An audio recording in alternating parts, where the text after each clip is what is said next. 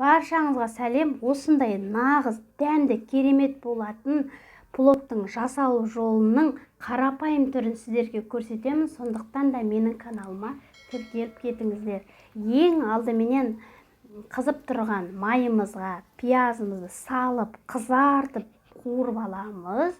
Содан соң туралған етімізді салып, тағы да жақсылап тұрып қуырамыз. Міне етіміз қуырылды. Енді осылай туралған сәбізімізді тағы да араластырып қуырып аламыз. Содан соң пловқа арналған спецтарымызды саламыз. Зира, ұнтақталған қара бұрыш, осындай дөңгелекше бұрышты салдым, 4-5 данасын салдым. Содан соң дәміне қарай тұз салып, жақсылап араластырамыз. Содан кейін 4-5 штук мен чеснок салдым.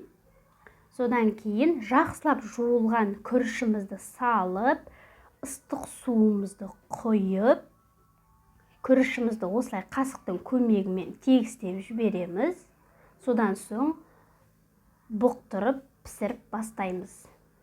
Пісерге жақындағанда күрішімізді осылай қасықтың көмегімен осындай етіп тесік жасап кетеміз. Күрішіміз одан да жақсы піссін деген ниетпен бұқтырып пісіре береміз. Міне біздің күрішіміз дайын болды.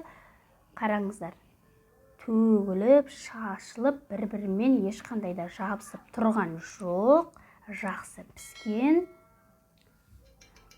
Міне нағыз пловтың жасалу жолы осылай, қарапайым, ештеңеде қиындатпаймыз. Дәл осылай менің рецептіммен жасатсаңыздар, пловыңыз нағыз плов болып шығады.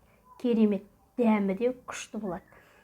Сондықтан да менің каналыма тіркеліп, осы видеоға лайк басып кетсеңіздер күшті болар еді.